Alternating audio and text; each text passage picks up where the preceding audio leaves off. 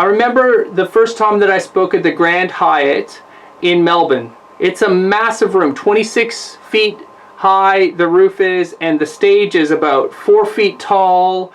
The stage was so tall that, in my personal opinion, I felt that if I stood on the stage, I would be glaring down almost like an authority figure to the audience. And while other presenters decided to go on the stage, I decided to not go on the stage because I wanted to be more in the room with that particular group. And the topic was more about building authenticity and trust anyway, so that was what I felt. But I wouldn't have known that if I wouldn't have gone and found my speaking area. What does my room look like? So I want to encourage you, what does your speaking area look like? Sometimes you might find yourself stuck in an area where you have only about 1 meter of square footage.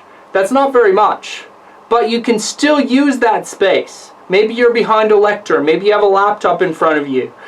Whatever it is, try to know your room and your speaking area. Also, try to assess where your angle is for the different parts of the audience. Is there an audience that's back there or back here? We want to make sure that we're actually standing. If you have an opportunity, get there early, find your speaking area, and just assess where it is, and then do a little bit of a practice in that speaking area. Okay? That's what I would say if it was an in-person. If it's on Zoom, it's obvious where your Zoom is. However, that is now looking at what does your background look like. So you might see my background is such that I put wood planks on the back to make it a little bit rustic. That's sort of my background feel. You don't have to do what I've done. You may just go with the blank screen or the air up background. That's totally fine. But know your room, know your speaking area. Also know your camera angle, where you actually would fit. The lighting comes into effect with that as well. Okay? So maybe consider, if you don't feel there's good light, to maybe get one of those basic lights that you can find on eBay or Amazon. Understand your audience and move them through authenticity. There's that word again. So understand what your audience means, what their needs are, what they care about, etc. Just like what we already discussed. And when we speak to them, we want to move them, cause them to change. A lot of times a presentation is delivered because we want people to change their minds, or else to at least direct their attention towards what we have to share. We've been given a stage to motivate and accelerate a process, and to potentially even sell our product and service to that client. So inspiration and influence are part of the process, but you want to move them. How do you move them best? You move them through authenticity, and you back that up through your data or your science or your steps or your process. But you start with that. That's one of your keys. Bring yourself to your best self before the presentation. So one of the ways that you can do this is you might have nervous energy. Everybody put out your hand for a second. Yep, try it with me. Just put out your hand for a second. Now, try to tense up your hand. Tense it up. Really hard. Tense it up. What's happening to your hand? It's starting to shake, isn't it?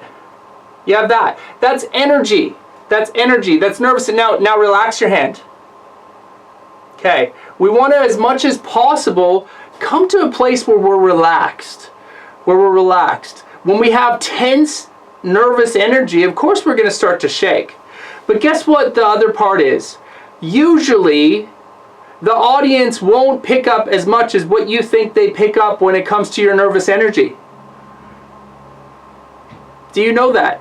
A lot of times people will tell me that I was nervous 10 out of 10 on the scale, but we couldn't tell. I've been nervous 10 out of 10 on a scale as well, and for the most part when I ask people, they couldn't really tell. So one of the things to bring yourself to your best self is that you can go back to a declaration that you've told yourself about who you are, about what you're delivering. You could be like, you know what, I know this topic inside and out. You tell yourself that. Speak the truth to yourself. You could say something like, hey, I'm worthy. I've been given this opportunity to deliver this talk. Air up, and my team members, my team leaders trust me to deliver this talk, and I'm going to kill it. Tell yourself that. Bring yourself to your best self. We'll talk about how one of the strategies can be breathing exercises a little bit later too when it comes to one of the future points. Now, knowing your information inside and out. So Nelson brought this up. This isn't maybe your point here, Nelson. Sounds like you've got this one under control. It's still one of the 12. It might be for somebody else. What I want to say is that oftentimes if you get derailed, you knowing your material inside and out will help you get back on track. And that's what I want to share, is that you knowing your material and the extra questions that might come afterwards. A lot of times, my understanding from delivering many of these presentation trainings is that people, and please help me if it's not you, but a lot of the people with there's question and answers after your presentation. Is that about right? Yeah? Oftentimes? Okay. So knowing your information isn't just knowing what you're going to present. It's knowing what potentially could be asked afterwards. Relax. Okay, so this is where I want to do a quick activity. Let's do a box breathing really quick. So before you go on to stage, if you find that you are just tense and you know you're coming up, you've got about 10 minutes maybe until you come up, try this strategy, okay? Let's do a box breathing. Basically, you breathe in with me for 4 seconds, you hold for 4 seconds, you breathe out for 4 seconds, you hold for 4 seconds, and then we'll do 2 rounds of it, okay? Try it with me, please. I'll do the motions. Let's breathe in. Hold. Breathe out. Hold. Breathe in. Hold. Breathe out. Hold. Just with a quick emoji or a thumbs up. You feel a little bit more relaxed just in that tiny example? Yeah? Yeah. Sometimes before we get onto stage, a quick example like that would be very good.